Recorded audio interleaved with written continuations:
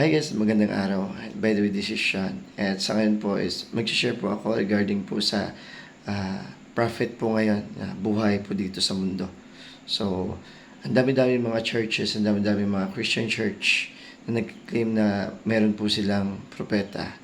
Pero ano po ba yung ibig sabihin talaga ng propeta? Okay. So, sa Bible po, sa Amos 3 verse 7, nagsasabi po doon, ang Diyos ay walang gagawin.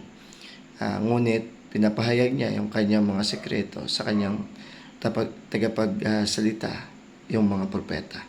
So, kahit kung may Bible po kayo, you can just open the book and check niyo po yung Amos 3 verse 7. Okay. So, sino pa yung tinutukoy ko po dito na propeta po? Kasi, merong nag-claim po ngayon ng mga Christian churches na sila po yung mga totoong simbahan. Ano po ba yung, paano po ba natin malalaman kung propeta ba yung, yung leader po ng simbahan po nila o hindi? No? Kasi dati po akong Catholic, no? Na sana, makonvert po ako sa Iglesia ni Cristo at sana makonvert din po ako sa Baptist, no? Dahil sa pagre-research ko, may mga bagay po kasi na hindi nagkakatugma regarding po sa pagre-research ko sa Biblia.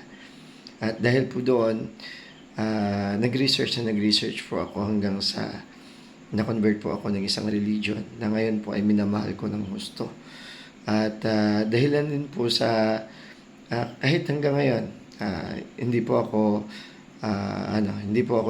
nag-stop na pagre-research ng kung talaga ba totoo yung religion ko. At hindi lang po yun. Marami po akong mga karanasan sa buhay o miracle. Even yung isa po sa i-share ko po sa inyo kung paano po yung nabuhay yung patay at ano ba yung kapangyarihan po na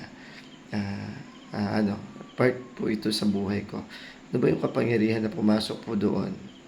No. Bakit po ako naliwanagan? So, marami po mga milagro na nangyari sa buhay ko na nakilala ko yung propetang ito. At dahil po dito, na-bless po yung buhay ko, pati yung pamilya ko. At sa vlog po na ito guys, is i-share ko rin yung mga miraculous times na yung mga terrible na nagawa ko na hindi ko naisip na mangyayari. Talagang, talagang miracle siya talaga. Okay, so now let's go po sa topic po doon. Okay. Actually guys, isa po akong member ng The Church of Jesus Christ of Latter-day Saints. No, na ngayon po ay lagi pong tinutuligsa ng ibang mga religion na Mormons. Kasi dahilan po sa, akala po nila Mormons po yung simbahan po ito, pero actually hindi. Ang Mormons po, ito po yung isang libro na dinadala po namin at pinimimigay sa mga tao upang malaman kung paano po namin sinusuportahan po yung Biblia. Yung Mormon po, yung The Book of Mormon, is isa po itong mga kasulatan na na galing po sa mga ina po ni Jose. Noon po nasa Jerusalem. Kapanahonan po ito ni Jeremiah. Actually, nang naikunik ko po ito, nang binasa ko po yung life ni Jeremiah, marami pong tinawag po ang Diyos doon po sa Biblia na kasama po ni Jeremiah. At hindi po nagbigay ng kahit isang pangalan po doon na kasamahan po nila ni Jeremiah, no, sa oras po na yan. Kasi po siyempre nilipol po yung Jerusalem, no, ng Babylonia, at saka siyempre nakaligtas po doon si Jeremiah. At madami din po nakaligtas, hindi lang po si Jeremiah at that time. No? At siyempre, isa rin po sa kilala ko at paborito kong propeta na kuha po ng taga-Babylonia or na gawa po nilang alipin is si guys, no? Sino po yung nakakilala po kay yung pinakain sa leon na hindi po mismo siya kinain ng leon, no? Yan. So, siya po yung pinaka-paborito kong propeta po doon at saka ginawan ko po ito ng videos.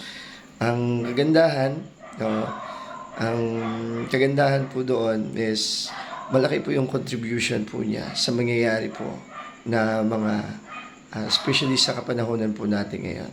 Yan po ay 2024, no, year 2024. At naniniwala po ako na ito po yung malapit na po yung bumalik si Jesu Cristo. So, ang pinaniwalaan ko pong propeta po dito ngayon ay si nabuhay na may kapangyarihan ng Diyos ay si Prophet Nelson, no? Si Russell M. Nelson. At yung hindi lang po yan, actually bago lang po na tinawag po ngayon si Prophet Russell M. Nelson, no? Yung unang sa kapanahonan ko po noon ay si Gordon B. Hinckley. At doon ko nalaman na napaka-powerful po yung mga propeta pong yun. Ano po ba yung, kasi ang ano po dito, even the Bible speaks, no, ng related po sa mga propeta. Malalaman nyo sila sa pamamagitan ng kanilang bunga. So yung mga ano po ito guys, gusto ko pong isa-isahin po dito sa vlog po rin na ito, no? Ano po yung mga bunga ng mga propeta po ngayon na nabuhay po sa ating henerasyon, especially si Russell M. Nelson, way back sa una-unang kilala ko pong buhay na propeta ng Diyos na tinawag si Joseph F. Smith. No, ano po yung mga bunga nila? Ano po yung sinabi ng Biblia na by their fruit you shall know them, no? So but for now, this is just only this is just only an opening na para po malaman din po ninyo, may compare po ninyo yung sinasabi ko sa ibang mga sa ibang mga Christian churches. Actually, purpose po ng vlog po talaga nito guys is to strengthen the new members of the Church of the Church of Jesus Christ of Latter-day Saints. At hindi lang po yan. So, upang sa ganun, magkaroon din po ng insight po dito sa iba kung paano po bine-bless yung family, no? Paano po yung family po natin. Kasi karamihan po ng mga tao is hindi po nila alam na pwede po natin makasama yung ating family sa susunod na buhay. So, isa rin po yan sa po ng vlog po na ito guys, no? Kung kayo po ay bilang new member ng simbahan at kung kayo po ay hindi pa member po ng simbahan. So, ito po yung magiging start ng buhay po natin dito sa mundo, no? Kung kayo po ay bago pa lang sa aking channel, mag-subscribe po kayo upang sa ganun mas maging updated po kayo sa mga information, rightful information na makakatulong po sa pag-enhance po ng buhay po natin. At saka hindi lang po yan, it's kung paano pa po tayo maging masaya while nakaka-experience po tayo ng maraming turbulence, maraming problema, na malalaking problema po dito sa mundo guys. So, thank you very much for watching this video. Hopefully nakakatulong po ito, especially sa mga member po ng simbahan, no, of the Church of Jesus Christ of Latter-day Saints.